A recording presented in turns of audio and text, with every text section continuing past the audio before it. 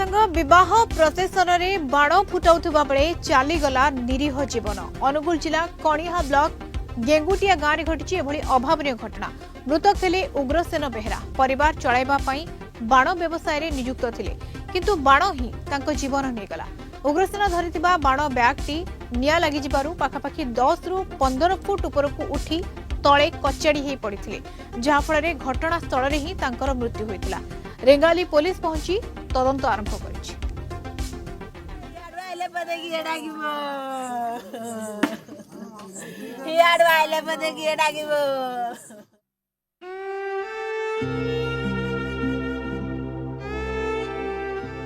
चलीथिला बाहाघर प्रोसेसन, किंतु हठात कौन हैला के जानी सबु किछि नीरबी गला।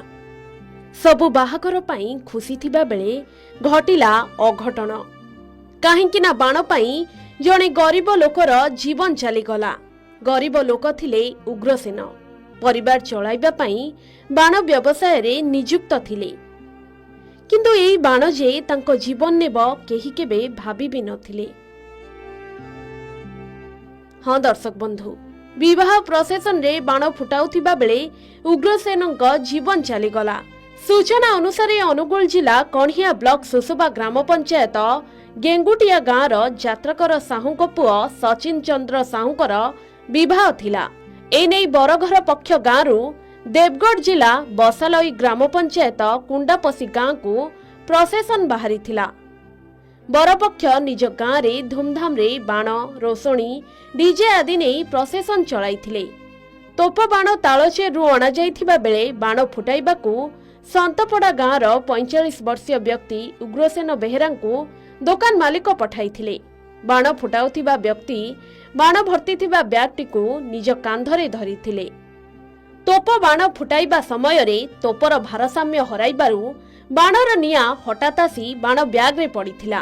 बाण ब्यागटी निया लागिबारु उग्रसेन पाखापाखि 10 रु 15 फुट उपरकू उठी तळे कचाड़ी होई पड़िथिले, जहा फलरे पोड़ी जाइथिबा अवस्थारे घटनास्थल रे ही तांकर मृत्यु होइथिला। घटनास्थल रे रेंगाली पुलिस पहुंचीथिला सत, किंतु आखपाखरे काहाको पाई नथिला पुलिस। पुलिस घटनास्थल रे उपस्थित रही तदंत चलाइछि। असले बाण कोन असले बागर कोन असले। अच्छा कोन हैला घटना कोन बाण ब्लास्ट है। अच्छा अच्छा अच्छा कोन केमि हेथि बोली भाबुचंदे आपण? बाण ब्लास्ट है नष्ट है। अच्छा से कोन निजे बाण बाणुआ ना कोन कोन आनी करथिले? आसंतले कोले आसंती लेबर सर आसंती। अच्छा मालिक की तार मालिक जे आसंती आलोना कोन असंती यात्राकर साहू बोले तांकर पिलार पुअर बाहागर थिला।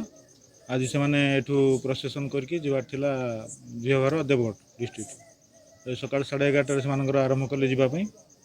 सेति में बाण फुटेवर व्यवस्था थिला। से गोटे बाण को डाकिथिले संतपड़ारू। से संतपड़ारू आछि बाण फुटुतला।